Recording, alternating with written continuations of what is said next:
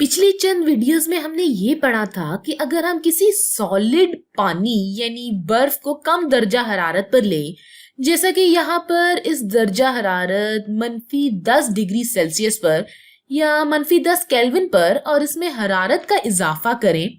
इधर हम दर्जा हरारत केल्विन या सेल्सियस दोनों में ले सकते हैं क्योंकि हम फेज चेंज या हालत के बदलने की बात कर रहे हैं, और इसमें हमें मुतल्लिक दर्जा हरारत या एब्सोल्यूट दर्जा हरारत की बजाय सिर्फ दर्जा हरारत के फर्क यानी चेंज इन टेम्परेचर की जरूरत होती है। और ये फर्क केल्विन और सेल्सियस दोनों स्केल में एक ही जैसा होता है, यानी 1 डिग्री सेल्सियस और 1 केल्विन दोनों का ही फर्क एक जैसा होता है। बहरहाल हमने पढ़ा था कि अगर हम -10 डिग्री सेल्सियस की किसी बर्फ को लें और इसे गर्म करें यानी इसमें हरारत का इजाफा करें तो इसका दर्जा हरारत भी बढ़ेगा, और मॉलिक्यूल्स जब तक इस लैटिस नेटवर्क में होंगे तब तक ये वाइब्रेट होना या हिलना शुरू कर देंगे, और फिर इनकी एवरेज काइनेटिक एनर्जी भी बढ़ेगी, और ये इतना बढ़ेगी कि वो 0 यानी 0 डिग्री तक पहुंच जाएंगे, जो कि बर्फ का मेल्टिंग पॉइंट है। और हम पहले भी पढ़ चुके हैं कि 0 डिग्री सेल्सियस पर कुछ बहुत दिलचस्प होता है। जो इजाफी हरारत हमने इस सिस्टम में शामिल की थी वो हरारत अब इसके दर्जा हरारत को मजीद नहीं बढ़ाएगी। तकरीबन यहाँ पर मौजूद इतनी मुद्दत या पीरियड तक ये इसके दर्जा हरारत को मजीद नहीं बढ़ाएगी। यहाँ हो क्या रहा होता है कि ये हरारत इस लैटिस स्ट्रक्चर को तोड़ने के काम आएगी, या यूं कह ले कि इस बर्फ में काइनेटिक एनर्जी का इजाफा करेगी और फिर इस बर्फ को पिघला देगी। तो यहाँ पर ये बर्फ है और बिल्कुल इस पॉइंट पर ये 0 डिग्री की बर्फ मौजूद है, और जैसे जैसे हम मजीद हरारत का इजाफा करते जाएंगे तो ये बर्फ पानी में तब्दील हो जाएगी, यानी 0 डिग्री पर या तो हमें बर्फ मिलेगी या फिर पानी। अगर आपके पास पानी मौजूद है और आप इसको बर्फ में तब्दील करना चाहते हैं तो आपको इसमें से हरारत बाहर निकालनी होगी, और अगर आपके पास बर्फ मौजूद है और इसे आपको पानी में तब्दील करना है तो आपको इसमें मजीद हरारत का इजाफा करना होगा, और फिर से ये हरारत इस पानी को गर्म करने के लिए काम आएगी और 100 डिग्री पर दर्जा हरारत पहुंच जाएगा, जो कि पानी का बॉइलिंग पॉइंट है। तो यहाँ पर इसी तरह से इस पॉइंट पर एक और फेज चेंज होगा जहां इजाफी हरारत पानी का दर्जा हरारत बढ़ाने के काम नहीं आएगी, बल्कि ये इस सिस्टम में पोटेंशियल एनर्जी का इजाफा करने के काम आएगी। लिहाजा पानी के मॉलिक्यूल्स एक दूसरे से दूर होने पर मजबूर होंगे, लेकिन ये पोटेंशियल एनर्जी इन्हें एक दूसरे के करीब वापस ले आएगी। बिल्कुल इसी तरह जिस तरह से अगर मुझे जमीन से दूर धक्का दिया जाए तो मैं वापस जमीन की तरफ ही गिरूंगी, क्योंकि मेरे पास पोटेंशियल एनर्जी मौजूद है। बिल्कुल इसी तरह इनके पास भी कुछ पोटेंशियल एनर्जी है जो कि इन्हें वापस एक दूसरे के करीब ले आएगी। लेकिन ये ताकत या एनर्जी यहाँ पर इस पानी को वेपर में तब्दील करने के लिए जरूरी है। यहाँ पर आपके पास 100 डिग्री का पानी है और यहाँ पर 100 डिग्री के वेपर, और फिर अगर आप मजीद हरारत का इजाफा करेंगे तो एक बार फिर ये हरारत इसके दर्जा हरारत को बढ़ाएगी। अब आप कहेंगे सुंदर ये सब कुछ तो हम पिछली वीडियोस में भी सीख चुके हैं, आप हमें असली नंबर बताएं भाई कि दर हकीकत इन सब चीजों को करने के लिए कितनी मिकदार में हरारत दरकार होती है। तो इसके लिए हम इन नंबर्स का इस्तेमाल करते हैं, और ये नंबर सिर्फ पानी के मुख्तलिफ हालतों के लिए मखसूस किए गए हैं। अगर आप किसी और एलिमेंट या मॉलिक्यूल को देखेंगे तो इन नंबरों के मुख्तलिफ वैल्यूज होंगी, लेकिन अभी हम सिर्फ पानी की ही बात कर रहे हैं। तो यहाँ पर पहला नंबर हीट ऑफ फ्यूजन है या फ्यूजन की हरारत, और ये हरारत की वो मिकदार होती है जो कि 100 डिग्री के पानी को 0 डिग्री के बर्फ में तब्दील करने के लिए दरकार होती है, या यूं कह लें कि ये एनर्जी की वो मिकदार होती है जो कि आप पानी से निकालना चाहते हैं ताकि पानी बर्फ में तब्दील हो जाए।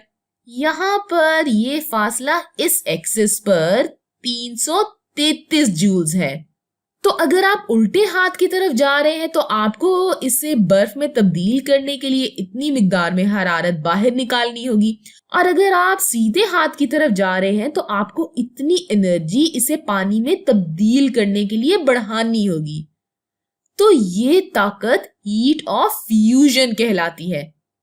फ्यूजन एक अंग्रेजी का लफ्ज है जिसका मतलब है मिलाना।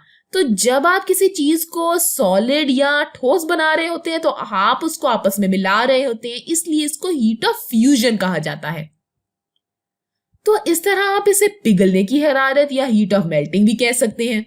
एक ही चीज को बयान करने के लिए ये दो मुख्तलिफ अल्फाज इस्तेमाल किए जाते हैं, या आप हीट ऑफ फ्यूजन कह लें या आप हीट ऑफ मेल्टिंग कह लें, दोनों ही एक ही बात है। यहाँ पर अहम चीज ये 333 नंबर है। और इसी तरह आपके पास हीट ऑफ वेपराइजेशन भी है, जो कि वेपर में तब्दील करने वाली हरारत है, जो कि 2257 जूल्स पर ग्राम है। ये यहाँ पर इस एक्सेस पर ये वाला फासला है।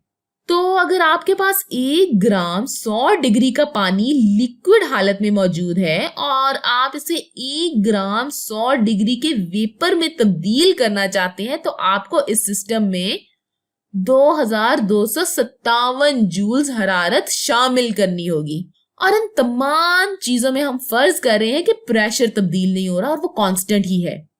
अब अगर आपके पास 100 डिग्री के वेपर हैं और आप इसे कंडेंस करना चाहते हैं, तो आपको इस सिस्टम से इतनी एनर्जी बाहर निकालनी होगी। तो ठीक हो गया, अब आपको पता है कि कितनी मिकदार में ताकत फेज चेंज के लिए दरकार होती है। लेकिन अब यहाँ इन चीजों के बारे में आपका क्या ख्याल है? कितनी एनर्जी 1 ग्राम बर्फ का दर्जा हरारत 1 डिग्री सेल्सियस या केल्विन बढ़ाने के लिए दरकार होगी? इसके लिए अब हम स्पेसिफिक हीट को देखेंगे।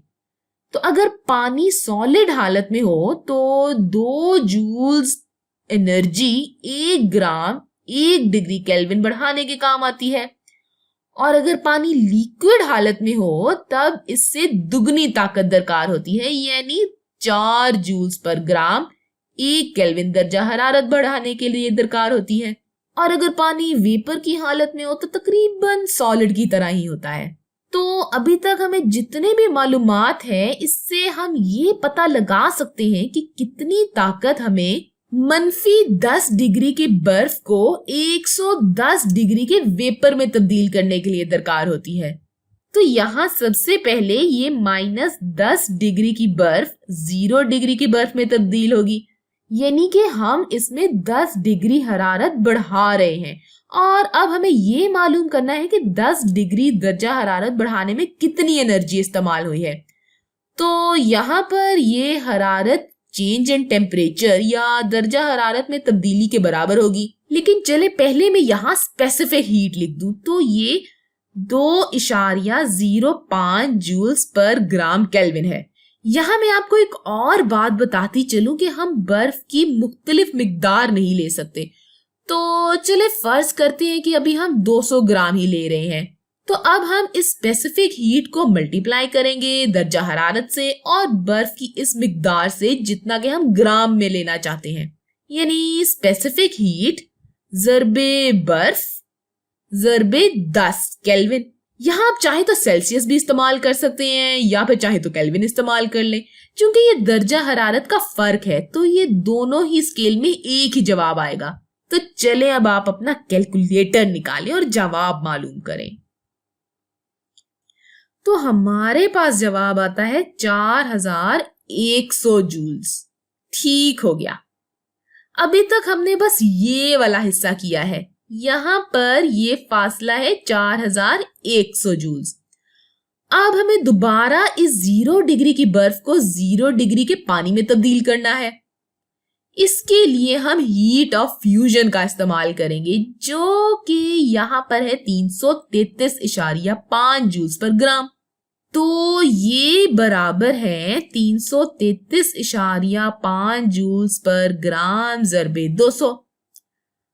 तो अगर हम कैलकुलेटर में देखें तो इसका जवाब आता है 66,710 जूल्स, यानी कि 200 ग्राम बर्फ को पिघलाने के लिए या इसे पानी में तब्दील करने के लिए 66,710 जूल्स हरारत दरकार होती है। तो अब हमें 0 डिग्री के पानी को 100 डिग्री के लिक्विड पानी में तब्दील करना है। ये लिक्विड की शक्ल में है, तो अब हम यहाँ पानी की स्पेसिफिक हीट को देखेंगे जो कि है 4.178। तो हम इस फिगर को 200 ग्राम और 100 डिग्री से मल्टीप्लाई करवाते हैं, यानी हमारे पास जवाब आता है 83,560 जूल्स। तो अब हमें 100 डिग्री के पानी को 100 डिग्री के वेपर में तब्दील करना है और ये फेज चेंज है। तो यहाँ में हीट ऑफ वेपराइजेशन को जो कि है 2257 जूल्स पर ग्राम के, इसे मैं 200 ग्राम से मल्टीप्लाई करती हूँ तो इसका जवाब आता है 4,91,400। तो हमारे 200 ग्राम के नमूने के लिए ये फासला यहाँ पर 4,91,400 जूल्स के बराबर है। तो चले अब हम 100 डिग्री के पानी के वेपर की बात करते हैं और अब हमें इसे 110 डिग्री के वेपर में तब्दील करना है। यहाँ हम वेपर की स्पेसिफिक हीट का इस्तेमाल करेंगे जो कि है 1.89 जूल्स पर ग्राम सेल्सियस। अब हम इसे 200 ग्राम पानी और 10 डिग्री सेल्सियस से मल्टीप्लाई करेंगे, क्योंकि भाई जाहिर सी बात है पानी की मिकदार तो तब्दील नहीं होगी, क्योंकि हम कोई भी मैथ सिस्टम से ना निकाल रहे हैं और ना शामिल कर रहे हैं, तो ये 200 ग्राम ही रहेगा। तो चले शाबाश, अब दोबारा कैलकुलेटर निकालें। तो हमारे पास इसका जवाब आता है 3,780। तो अगर अब हम कुल ताकत या एनर्जी की मिकदार मालूम करना चाहें, या यूं कह लें कि एनर्जी की वो मिकदार जो हमें सिस्टम में शामिल करनी है ताकि -10 डिग्री की बर्फ को 110 डिग्री के वेपर में तब्दील कर लिया जाए, तो इसको मालूम करने के लिए हमें इन तमाम चीजों को जमा करना होगा। तो चले आइए देखते हैं कितना बनता है। तो जनाब ये बनता है 6,09,000। तो ये तमाम हिसाब किताब 200 ग्राम बर्फ को -10 डिग्री से 110 डिग्री के वेपर में तब्दील करने के लिए है। याद रहे कि ये 200 ग्राम के लिए है और इसके लिए हमें इतने जूल्स की एनर्जी दरकार होती है। तो आप सोच रहे होंगे कि ये तो बहुत बड़ा नंबर है, लेकिन असल में जूल्स इतना मानी नहीं रखते, हम ज्यादातर इसे किलो जूल्स में लेते हैं। तो ये कोई 609 किलो जूल्स बनते हैं। आपको इस बात का अंदाजा तो हो गया होगा कि 200 ग्राम तकरीबन आधा पाउंड बर्फ है। तो अगर आप आधा पाउंड बर्फ को लेकर इसे अपने चूल्हे पर गर्म करना चाहें तो इसके लिए आपको तकरीबन 600 किलो जूल हरारत की जरूरत होगी, और यकीनन ये काम आप अपने घर के चूल्हे पर तो कर नहीं सकते, तो कभी कोशिश भी मत कीजिएगा।